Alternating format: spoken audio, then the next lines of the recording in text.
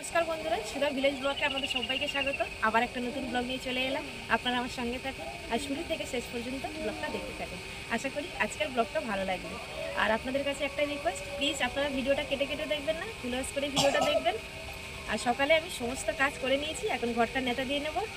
আমাদের বাড়ির সামনে থেকে এক কাকা মাছ বিক্রি করে, তো মাংসও থাকে ওনার কাছে। তো আজকে পুকুর থেকে তো সবসময় আমাদের মাছ ধরাটা সম্ভব হয় না, তো আজকে ওই জন্য কাকার থেকে একটু মাছ কিনলাম আর একটু মাংস নিয়েছি, পোলট্রির ছাড়।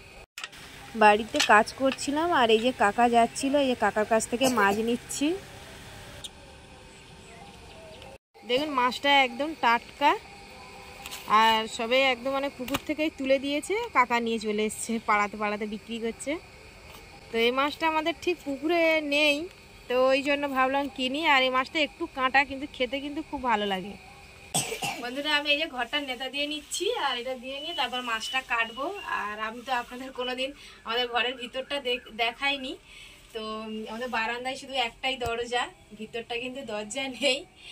তো কোনোদিন তো সময় হয় না সোনাইয়ের বাবার, কবে জানি না দরজা করে দেবে। আর এমনিতে আমরা মানে দুটো মেয়ে আর আমি থাকি, খুবই মানে ভয়ে টেনশনে কাটাই। আর বেশিরভাগ এখানে একটু সাপের উৎপাত, ওই জন্য মাঝে মাঝে দেখবেন আপনাদের আমি কিন্তু দেখাই সাপগুলো, ওটাই ভয় লাগে আর কিছু না। আর আমাদের এই ভিতরেই কিন্তু একটাই শোয়ার ঘর, আর শোয়ার ঘরের মধ্যেই ঠাকুর ঘর, খুবই অসুবিধা হয়।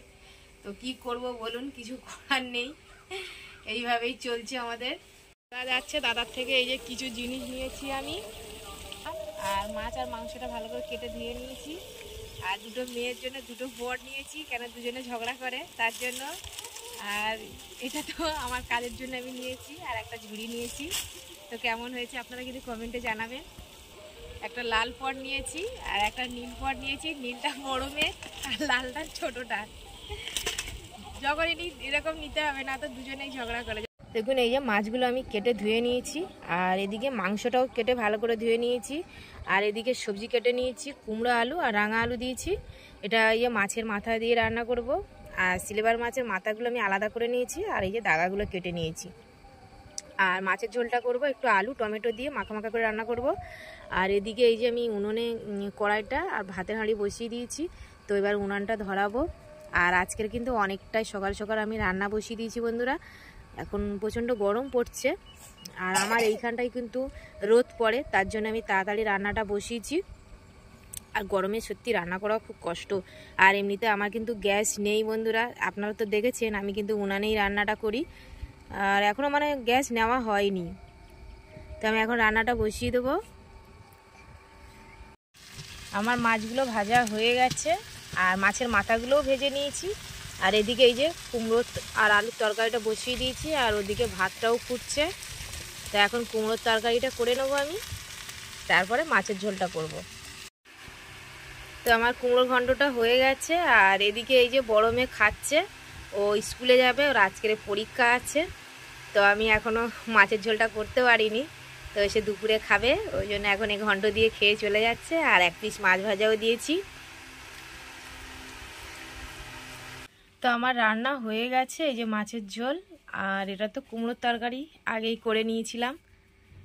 আর এই যে মাংসটা কাঁচা লঙ্কা দিয়েছিলাম, ওই জন্য কালারটা এরকম এসছে।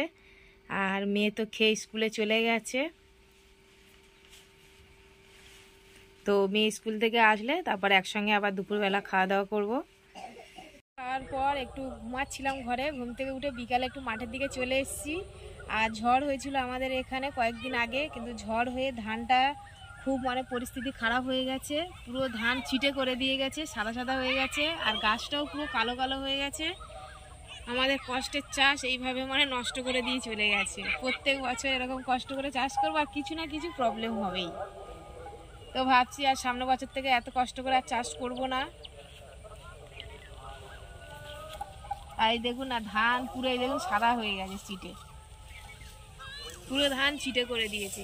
পরে তো ধানে মানে যে ঘষা লেগে কালো হয়ে গেছে, গায়ে দাগ হয়ে গেছে।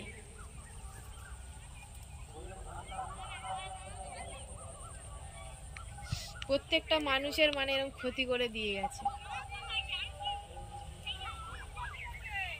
আর ব্লগটা বেশি বড় করব না, আজকের ব্লগটা এখানেই শেষ করছি। যদি ব্লগটি ভালো লাগে সাবস্ক্রাইব, লাইক, কমেন্ট, শেয়ার করবেন আর আমার পাশে থেকে আমাকে সাপোর্ট করবেন। যারা আমার ফেসবুক পেজের ভিডিওটা দেখছেন পেজটিকে ফলো করবেন। সবাই ভালো থাকবেন।